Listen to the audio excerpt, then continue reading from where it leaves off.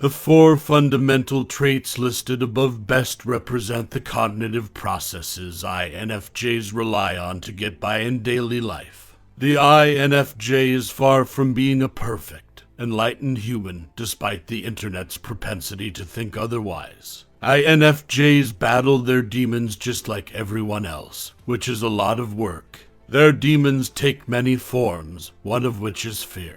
Which fears do INFJs have a tendency to have? 8 INFJ anxieties will be boldly examined now. INFJs have a particular fear. 8 fears of INFJ. 1. INFJs can worry that they won't have enough time in this life to realize all of their potential. Who and why did time begin to exist? And why is the speed so rapid? Enthralled when surrounded by memories. When looking too far or even a little bit ahead, one is both terrified and intrigued. INFJs prefer to establish the greatest, most noble life objectives for themselves and bravely pursue them because they are idealists. As an illustration, consider a life filled with harmony, intellectual challenge, creative expression, autonomy, financial independence, authenticity, beauty, real love, compassion, philanthropy, and enlightenment. They strongly believe that in order to fulfill their duty as contributors to a better world, it is their moral responsibility to cultivate and exhibit as many of those lovely traits as possible. Since having a purpose in life seems to in some ways justify the unavoidable suffering of life,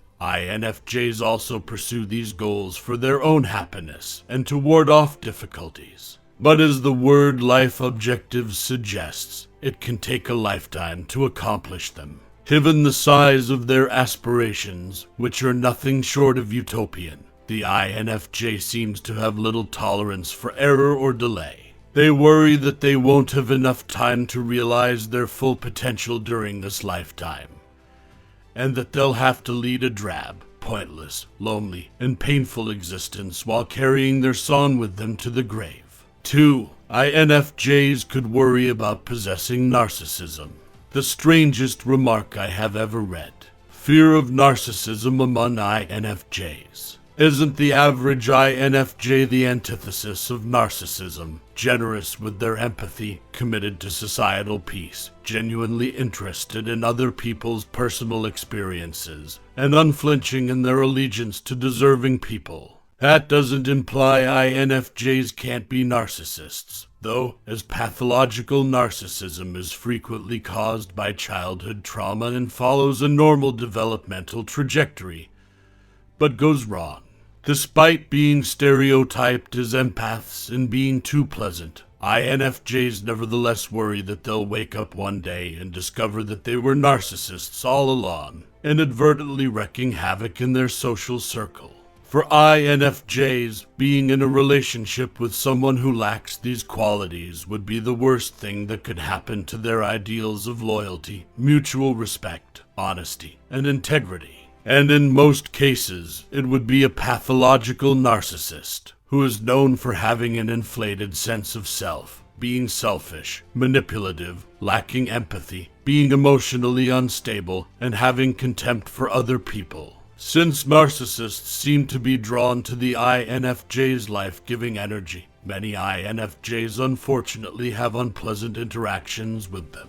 Many INFJs have witnessed firsthand the pernicious characteristics of narcissists, and their catastrophic repercussions on either another person or the INFJ's own mental health. INFJs worry that their friends and family will one day call out any unconscious narcissism in them because narcissism is difficult to recognize in oneself. In a sense, INFJs want to be extra sure they don't even budge a nanometer towards the repugnant side of the spectrum by being extra attentive and polite. 3. Conflict may frighten INFJs. The INFJ's sensitivity makes them particularly adept at identifying the elements required to create a friendly social environment in which harmonious social interactions can flourish. On the other hand, while handling interpersonal disagreement, the same sensitivity can be a weakness. The INFJ's neurological system absorbs emotional energy like a sponge, making them very sensitive and occasionally even highly sensitive persons. Yes, when involved in joyful and caring interactions, this sensitivity can result in almost euphoric highs. However, this sensitivity can also result in stressful episodes when dealing with angry or upset people, which can have profoundly devastating lows. Since contagious negative emotions like wrath, shame, and worry are extremely painful to experience, especially as sensitive creatures, INFJs may be afraid of the emotional intensity of such emotions. Or they can be afraid of fighting because it hurts to think they've upset someone. Maybe there's a deeper explanation for why INFJs dread fighting so much. It may be because they are so overpowered by almost paralyzing stress sensations that they lack confidence in their ability to defend themselves physically and emotionally by fighting back or standing their ground in a heated verbal altercation. Maybe they wouldn't need to fear conflict as much if they knew how to establish their own safety in practically any situation. Ironically, doing so would call for intentional exposure to and practice with uncomfortable situations. That which you most need will be found where you least want to look. Carl Jung.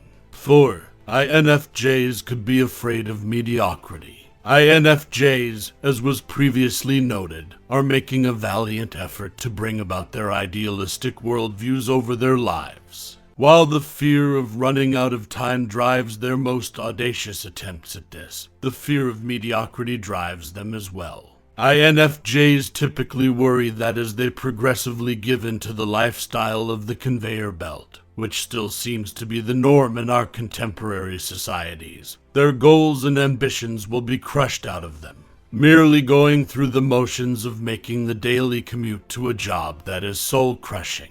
Returning home after another commute to eat the microwave TV supper while exhausted on the couch in front of the television.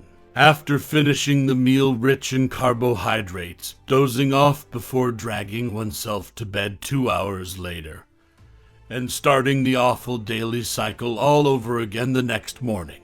Dreams are exchanged for paychecks, convenience, and the ability to spend more time in boardroom meetings with strangers and coworkers than with close friends and family. The INFJ is suffering through the process of becoming a lifeless, emaciated husk of who they once were. Of course, this sounds a little over the top, which INFJs typically are, but many INFJs have this doomsday scenario running in the back of their thoughts. The fear of mediocrity serves as a reminder of what to run away from, while their goals and aspirations serve as a reminder of where to flee. 5. INFJs could be afraid of loss, abandonment, and betrayal. It should go without saying that most people are afraid of loss, abandonment, and betrayal. Abandonment by a loved one or the end of an important connection can be extremely upsetting when you are especially sensitive, like the INFJ is. There's a good chance that INFJs have experienced some kind of loss in the past, and because of their heightened sensitivity, that loss was likely so terrible for them. INFJs run the risk of living their lives in fear of and largely avoiding relationships, intimacy, and closeness because they don't want to experience that excruciating agony ever again. They are already well known for keeping their guards up and using an interpersonal firewall that successfully keeps toxic people outside 99.5% of the time. Unfortunately, because INFJs have a tendency to be so meticulous about checking their social situations for potential dangers, they frequently mistakenly keep the kind-hearted, healthy, and reliable people outside as well. Ironically, INFJs who battle with trust difficulties actually need such wholesome, trustworthy individuals the most to help them learn how to trust again. INFJs have a strong tendency toward hyper-independence, privacy, and a solitary existence, which is acknowledged as merely one of the basic characteristics of the archetypal INFJ personality. Looking a bit closely, these tendencies might actually just be coping mechanisms developed in response to trauma that were misinterpreted for personality qualities. 6. INFJs could worry that life is ultimately pointless. INFJs worry that this marvel of existence on Earth will ultimately be useless because they are creatures who are motivated by purpose in practically everything they do. They could worry that this concert of magic that appears to have been divinely arranged is actually a one-time, completely random occurrence. We are alive and conscious by accident due to a cosmic glitch as we watch in utter existential anguish the unfathomably vast and ominous expanse of the universe, and are completely fragile and insignificantly brief incarnations that are bound by suffering as we anxiously await the looming inevitable dissolution into eternal darkness once more forever. Holding on to that concept for too long will almost certainly result in you being a lifelong chain smoker. I apologize for it. INFJs, however, greatly fear this bleak possibility and work tirelessly to change it through their pursuit of intentional meaning, joy, and beauty. 7. INFJs could be afraid by their own vivid imagination. INFJs may be afraid by their exceedingly gloomy imaginations. The darkest part of their inner universe is always only a few thoughts away because of their incredibly inventive imagination, which seems to have no boundaries. One particularly upsetting idea can set off a cascade of unfavorable ones in the associative mind of an INFJ, much like a roll of 10,000 firecrackers. Fearful ideas about the worst possible outcomes for their loved ones, for instance. Those ominous, terrifying thoughts are probably quite vivid mental pictures that are inventive in how they wreak agonizing episodes of stress and anxiety. The INFJ's creative imagination has a life of its own and doesn't just come up with lovely ideas. Like a cowboy in fear riding an untamable horse on the loose, INFJs frequently discover that their minds are taking them on a wild ride into the dark lands. INFJs could be afraid of their own light. The overarching query is still open. How much of the INFJ's personality features are misinterpreted as trauma-adaptive behaviors? The stereotypical view of the INFJ as a whole tends to be one of a celestial person with a troubled soul.